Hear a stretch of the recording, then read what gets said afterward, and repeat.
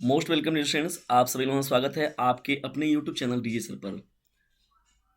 आज का ये सेशन जो है थोड़ा दिनों के बाद मिला है।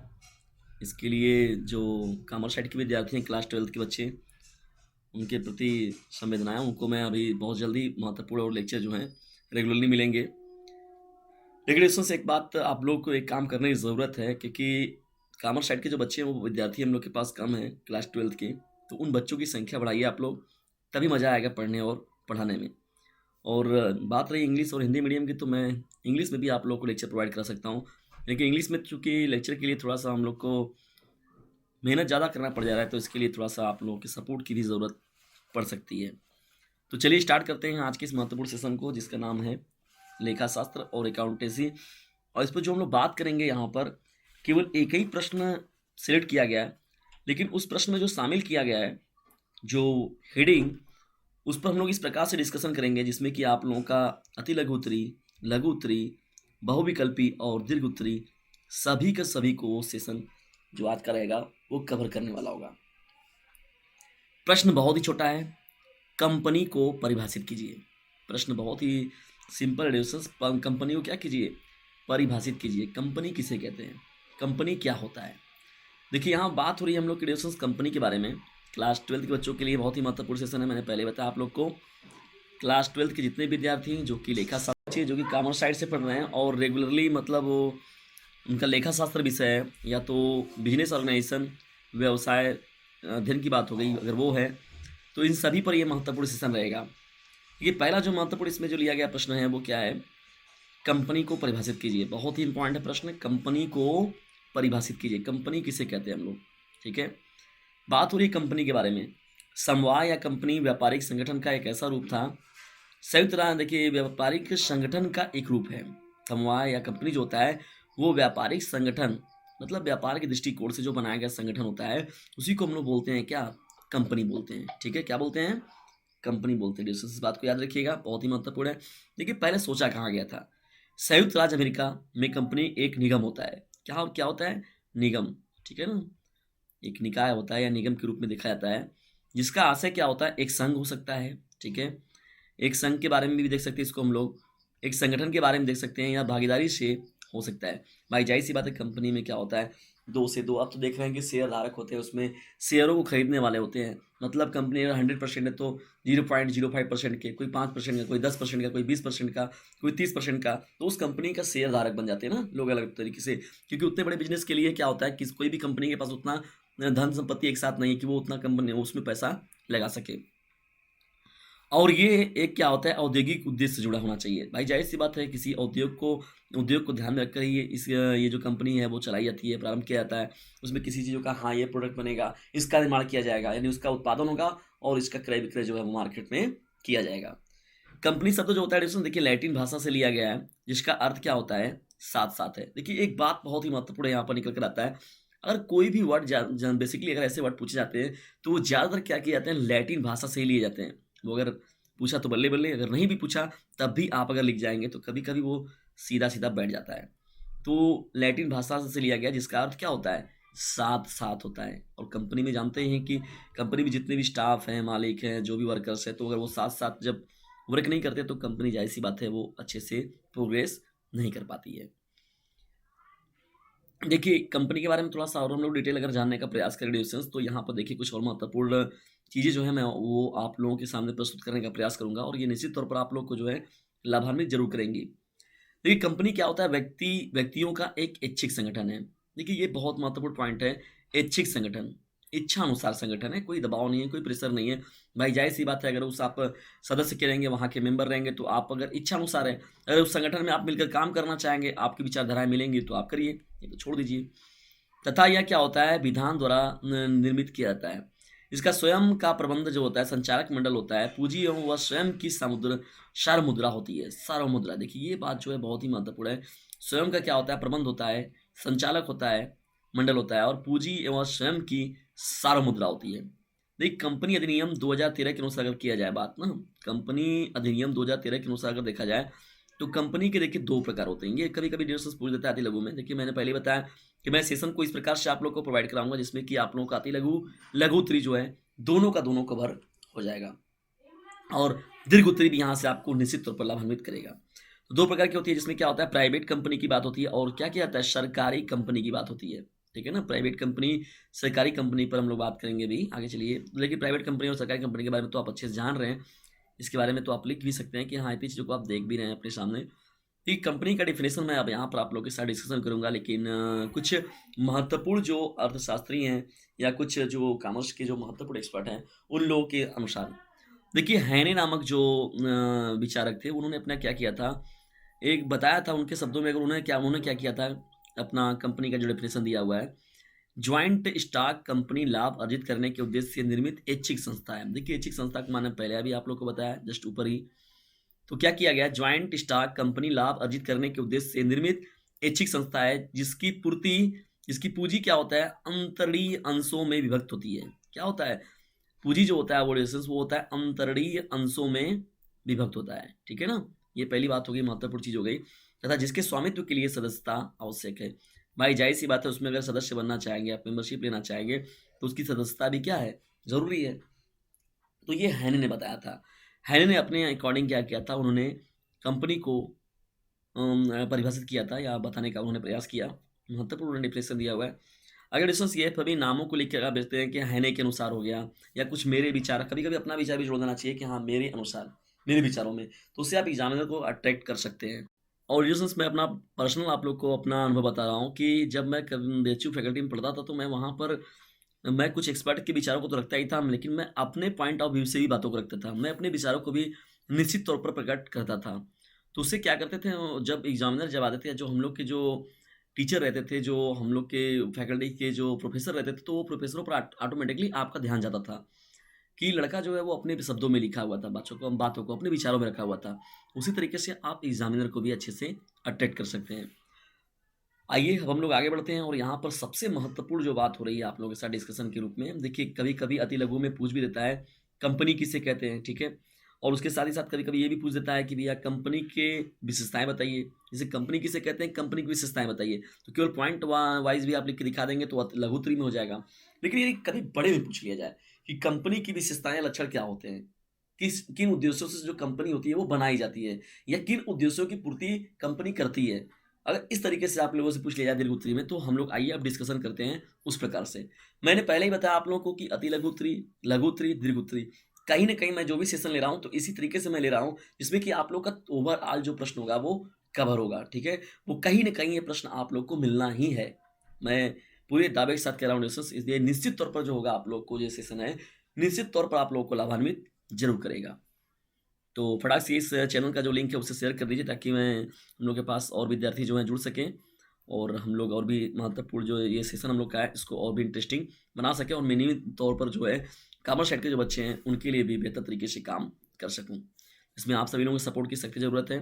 देखिए पहला जो कंपनी की विशेषताओं में जो बात आता है वो होता है ऐच्छिक संघ। मैंने पहले ही देखिए यहाँ पर लिखा गया था कि ऐच्छिक जो होता है संस्था होता है, तो ऐच्छिक संघ भी रहना जरूरी है उसमें। कंपनी क्या करता है, व्यक्तियों का ऐच्छिक संघ है। किसका संघ है? व्यक्तियों का ऐच्छिक संघ है। मतलब वो अपनी इच्छा अनुसार इसमें क्या करें, जुड़ जाएं। है जो लाभ कमाने के उद्देश्य से बनाई जाती है। कंपनी को जो लाभ होता है उससे कुछ भाग लाभांश के रूप में निश्चित नियमों के अंतर्गत अंशधारियों में बांट जाता है। अंशधारी कंपनी के स्वामी होते हैं। ये लाभ प्राप्त करने के उद्देश्य से कंपनी में अंशों के रूप में अपना धन लगाते हैं। इस प्रकार कंपनी लाभ कमाने के उद्देश्य से बनाया गया व्यक्तियों का ऐच्छिक संघ है। मैंने पहले ही आप लोग को बताया कि देखिए अब तो ऐसा नहीं है कि कोई बड़ा बिजनेस अगर कोई करने जा रहा है तो वो किसी एक व्यक्ति के ऊपर पॉसिबल है ना। अगर उसको कहा जाए कि कोई सपोर्ट अगर ना रहे तो वो बहुत दुर्लभ हो जाता है।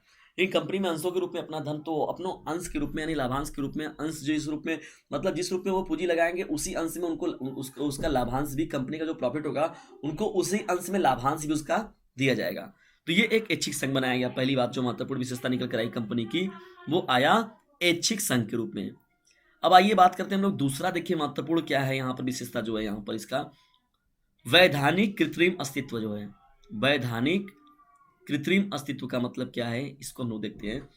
वैधानिक कृत्रिम अस्तित्व का मतलब क्या है, कंपनी का निर्माण कानून द्वारा होता है और इसे स्वतंत्र वैधानिक व्यक्तिगत प्राप्त होता है। मतलब उसको खुद स्वतंत्रता होती है वैधानिक तौर पर, और ये कानून के द्वारा जाहिर सी बात है, जो चीज़ें कानून के तौर पर बनाई जाएंगी तो उसको स्वतंत्रता तो वैधानिक तौर पर मिलेगी ही। एक सामान्य व्यक्ति की भांति कंपनी स्वयं के नाम से व्यापार चालू कर सकता है भाई, ज़ाहिर-सी बात है। अपना व्यवहार भी कर सकता है कि भाई हम ऐसे ही व्यवहार कराएँगे अपना, या रूडली तरीके से या रफली तरीके से, या तो लोगों को इमोशनली तरीके से, जिस तरीके से अपना वो कंपनी व्यापार कर रही है, बिज़नेस कर रही है। देखते हैं कि एडवर्टाइज़मेंट जो होता है किस तरीके से एडवर्टाइज़मेंट होते हैं, कि ये कर लगाइए ये हो जाएगा, वो करिए वो हो जाएगा। तो कुछ सेकंड में मतलब आप लोग टीवी में अगर देखते हैं प्रचार वगैरह को, तो टीवी हो गया, टेलीविज़न हो गया, तो मीडिया सोर्स जो भी हैं, तो गज़ब-गज़ब के कम प्रचार वगैरह को पहले भी दिखाया जाता था और आज भी दिखाया जाता है। वाद चल सकती है, वाद स्वीकार कर सकती है, बाहरी व्यक्तियों से अनुबंध कर सकती है।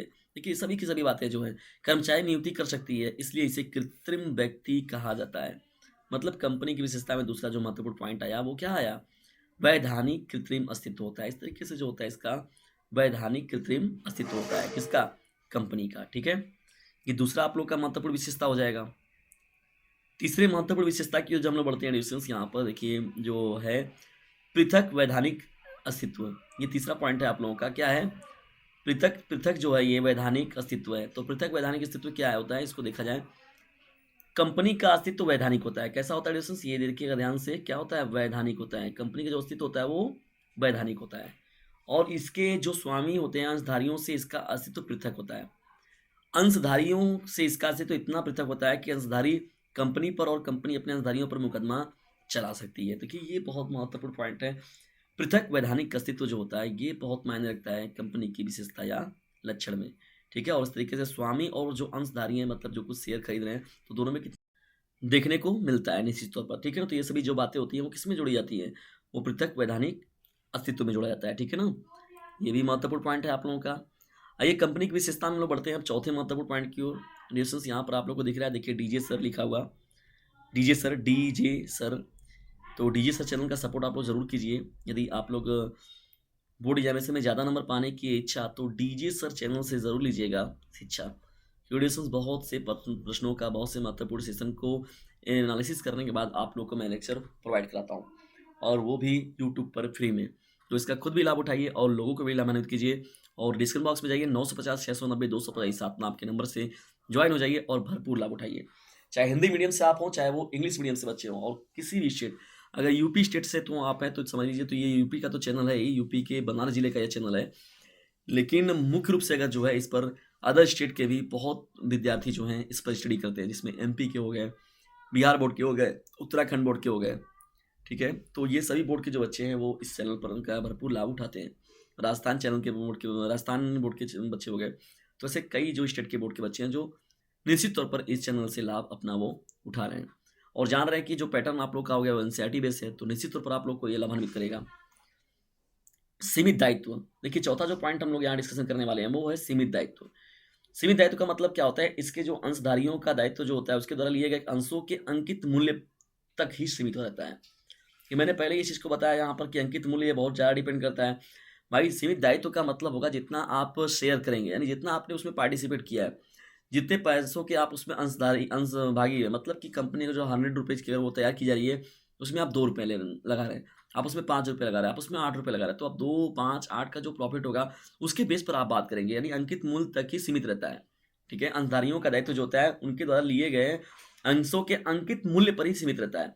कंपनी के दायित्व के लिए अंशधारी जो होते हैं वो निजी तौर पर उत्तरदायी नहीं होते। ये देखिए बहुत महत्वपूर्ण बात है। अंशधारी जो होते हैं वो निजी तौर पर क्या होते हैं, इसमें महत्वपूर्ण रूप से वो जो होते हैं उत्तरदायी क्या होते हैं, नहीं होते हैं। ये देखिए बहुत महत्वपूर्ण ज़बरदस्ती, देखिए यहाँ पर थोड़ा जोर देकर बात कहा जा रहा है कि अंशधारी जो होते हैं वो निजी तौर पर उत्तरदायी नहीं होते हैं, और व्यक्तिगत संपत्ति का प्रयोग कंपनी के दायित्वों के लिए नहीं किया जा सकता।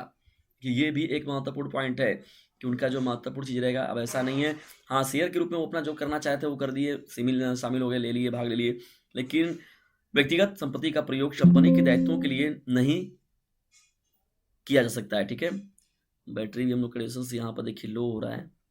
खैर कोई बात नहीं, हम लोग आज का ये जो सेशन है कोशिश करेंगे कि पूरा का पूरा आप लोग को मिल जाए, फिर चार्जिंग में तो इसे लगाया ही जाएगा। चलिए आगे बढ़ते हैं। पांचवा देखा जाए यहाँ पर क्या है, पांचवा देखिए इसमें शाश्वत अस्तित्व है। क्या है यहाँ पर? शाश्वत अस्तित्व की बात हो रही है। ये जो शाश्वत अस्तित्व है क्या है? पृथक व्यक्तिक अस्तित्व होने के फलस्वरूप जो होता है कंपनी का अस्तित्व जो होता है वो शाश्वत रहता है। क्या होता है? शाश्वत रहता है, ठीक है? क्योंकि अंशधारियों की मृत्यु हो गई, उनके दिवालियापन या पागल या अयोग्य होने का कंपनी के अस्तित्व पर कोई प्रभाव नहीं पड़ता है। मतलब देखिए अस्तित्व जो होता है शाश्वत का मतलब वो रहता है, उसका अस्तित्व बना रहता है, क्योंकि अंशधारी भाई जाहिर सी बात है, अंशधारी उसमें शामिल रहे तो जरूरी नहीं है। मृत्यु हो गया, कोई दिवालियापन आ गया, पागल हो गया, तो अयोग्य की बात हो गई। अयोग्य होने पर कंपनी की जो अस्तित्व पर कोई प्रभाव इसका नहीं पड़ता है। अंशधारी के द्वारा क्या होता है, अपने अंशों के हस्तांतरण और इस प्रकार इसके स्वामित्व में परिवर्तन होते रहने का भी इसके अस्तित्व पर कोई प्रभाव नहीं पड़ता है। देखते हैं आप लोग की नियमित तौर पर क्या होता है, चेंजिंग देखने को मिलता रहता है। कभी इनको बनाया गया, कभी उसको इनको बनाया गया, नहीं कभी चेयरमैन इनको बना दिया गया, कभी उनको बना दिया गया। तो परसेंटेज होता है पूरा कंपनी में, जितने लोग होते हैं वो अपने हिसाब से जो होते हैं, अपने वक्तव्य को रखते हैं, विचार को रखते हैं, तो उस पर हिसाब से क्या किया जाता है, डिस्कशन लिया जाता है या किया जाता है। ठीक है ना।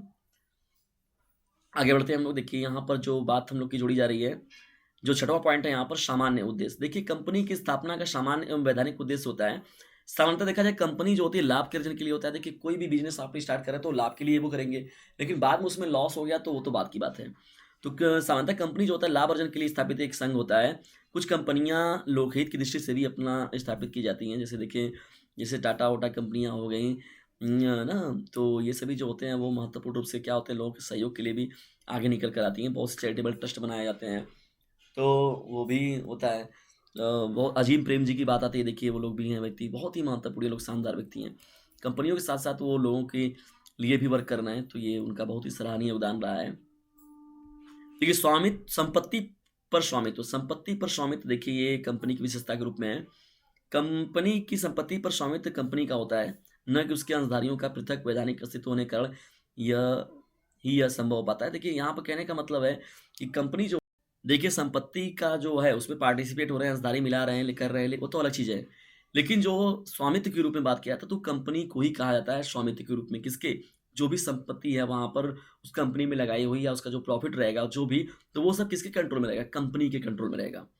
अंशों का हस्तांतरण करते समय कोई भी अंशधारी कंपनी की संपत्ति विभाजित इसलिए नहीं करा पाता। वो कभी भी ऐसा नहीं है कि कोई अंशधारी, कोई 5% आ गया, कोई 10% आ गया, कोई 15% आ गया, तो वो कहेगा कि भैया हमारा 5% शेयर जो है वो हमको करके कंपनी में से हमको बांट दीजिए। ऐसी चीज़ें नहीं होती हैं। ठीक है, ये भी एक महत्वपूर्ण विशेषता है।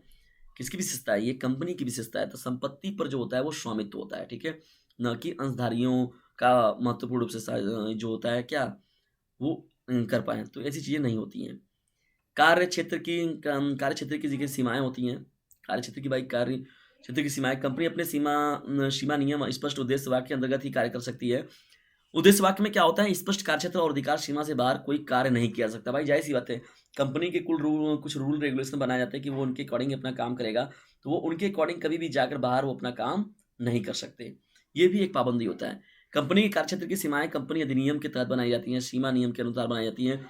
अंतर्गत नियमों द्वारा ये क्या किया जाता है, शासित किया जाता है। तो कंपनी अधिनियम के तहत ही जो होता है वो कार्य क्षेत्र होता है। कार्य क्षेत्र की सीमा होती है किसके, कंपनी की। कोई भी कंपनी यदि आप स्थापित कर रहे हैं तो उसका ये एक महत्वपूर्ण मानक होता है, उस मानक पर वो अपना कार्य करता है। ठीक है, देखिए नौवां जो महत्वपूर्ण पॉइंट है यहाँ पर दिख रहा है आप लोग को, यहाँ पर लास्ट पेज पर हम लोग आ चुके हैं, देख लीजिए इसको भी। अब हम लोग का चार्जिंग भी बहुत ही लैपटॉप में कम बचा हुआ है, देख लिया जाए कितना परसेंट है कहीं ये, चलिए चल जाएगा काम लग रहा है। अभियोग का अधिकार होता है, सही से खींच भी नहीं पा रहा है। अभियोग का अधिकार एक मूर्त व्यक्ति की तरह कंपनी को अपने अधिकारों के लिए अन्य व्यक्तियों और संस्थाओं का वाद चलाने का अधिकार होता है। कंपनी अपने अधिकारी संपत्ति आदि की रक्षा प्राप्त करने के लिए न्यायालय के शरण में जा सकता है। दूसरे व्यक्ति भी कंपनी पर वाद चला सकते हैं। मतलब कहने का मतलब है क्या, कंपनी जो होता है वो अगर किसी प्रकार से कोई कंपनी में हस्तक्षेप करता है, या जो भी अंशधारी हैं जो भी वो अपना वाद विवाद करते हैं, तो कंपनी किसी भी चीज़ों को लेकर जाने के लिए वो पूरी तरीके से न्यायालय में अपने विचारों को रखने के लिए पूरी तरीके से वो स्वतंत्र होता है। तो अभियोग का अधिकार भी जो है वो कंपनी को दिया गया है। तो डियर स्टूडेंट्स, ये रहा महत्वपूर्ण सेशन आज का। क्लास 12th के बच्चों के लिए लेखा शास्त्र का ये बहुत ही महत्वपूर्ण सेशन है, और जो डिफिनेशन आप लोग को देखने को मिला शुरुआत में वो भी बहुत ही इंपॉर्टेंट था। तो जो शुरुआत में डिफिनेशन मैंने आप लोग को बताया कंपनी किसे कहते हैं, तो क्लास 10th के बच्चों के लिए इंपॉर्टेंट था, लेकिन जो डिटेल में आप लोगों के साथ बात किया गया है वो मुख्य रूप से क्या है, 12th के बच्चों के लिए बहुत ही ज़्यादा इंपॉर्टेंट है। तो डिस्कशन ये रहा आज का महत्वपूर्ण सेशन, और ऐसे ही महत्वपूर्ण सेशन आप लोग को ये जो पूरा PDF है ये भी मैं आप लोग को प्रोवाइड करा सकता हूँ, लेकिन उसके लिए डिस्कशन आप लोग को थोड़ा सा काम करना पड़ेगा। एक नंबर मिलेगा डिस्क्रिप्शन बॉक्स में, वहाँ पर जाइए, उस नंबर का लाभ उठाइए, 950 690 250 नाम का उस नंबर का खुद भी लाभ उठाइए, और लोगों को भी उस नंबर से लाभान्वित कीजिए। और लोगों के अंदर ज्ञान की पूंगी बजाने वाला जो चैनल है उसका नाम है डीजे सर, लोगों को बता दीजिए। और यूट्यूब पर आप लोग को जितना मोस्ट इंपॉर्टेंट PDF फ्री मिल रहा है, तो उसका जो लेक्चर मिल रहा है आप लोग को इसका भरपूर लाभ खुद भी उठाइए और लोगों को भी इससे लाभान्वित कीजिए। जल्दी मिलते हैं किसी अन्य वीडियो में किसी अन्य टॉपिक के साथ। तब तक के लिए टेक केयर, गुड बाय, जय हिंद, जय भारत। और लिसनर्स, आप हमें अपने सुझाव भी दे सकते हैं और डिस्क्रिप्शन बॉक्स आप लोगों के लिए खुला हुआ है, और जो व्हाट्सएप के थ्रू भी आप हमें अपने मोस्ट इंपॉर्टेंट जो है प्रश्नों की सीरीज या कोई मोस्ट इंपॉर्टेंट डाउट है उसे आप हमें शेयर कर सकते हैं। और उसके लिए कुछ भी नहीं है, बस आप लोग को डिस्क्रिप्शन बॉक्स में जाकर या व्हाट्सएप मैसेज करना है। व्हाट्सएप मैसेज के लिए आप लोग को नंबर मैंने डिस्क्रिप्शन बॉक्स में दे रखा है, 950 690 227। तो उस नंबर का खुद भी लाभ उठाइए, लोगों को भी लाभान्वित जरूर कीजिए। ऑडियो सेंस लोगों के अंदर ज्ञान की पूंगी बजाने वाला जो चैनल है डीजे सर, इसे दूर तक फैलाइए, ठीक है। तो ऑडियो सेंस इस बात को याद रखिएगा, तो याद रखिएगा इसे शेयर जरूर करना है। चलते चलते मेरी एक बात याद रखना, इसे शेयर करना ना भूलना, इसे शेयर करना ना भूलना। तो डिस्टेंस से खुद भी पढ़िए, इसका लाभ उठाइए और इसे शेयर भी जरूर कीजिए। और रेगुलरली अपना एक टाइम टेबल बनाइए, रेगुलरली आप शाम को जो है 2 घंटे इस चैनल से स्टडी जरूर कीजिए। तो मिलते हैं हम लोग नेक्स्ट वीडियो में, तब तक के लिए टेक केयर, गुड बाय, जय हिंद, जय भारत।